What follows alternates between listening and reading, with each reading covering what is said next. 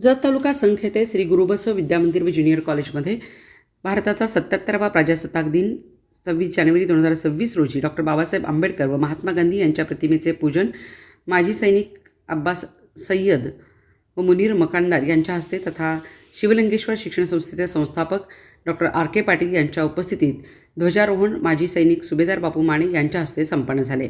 जत तालुका संघ येथील श्री गुरुबसव विद्यामंदिर व ज्युनियर कॉलेज संघ येथे माजी सभापती तथा शिवलिंगेश्वर शिक्षण संस्थेचे चेअरमन डॉक्टर आर के पाटील यांच्या उपस्थितीत माजी सैनिक अब्बास सय्यद व मुनीर मकानदार यांच्या हस्ते प्रतिमेचे पूजन व ध्वजारोहण माजी सैनिक सुभेदार बापू माने यांच्या हस्ते करण्यात आले। 77वा प्रजासत्ताक दिन उत्साहात संपन्न झाला।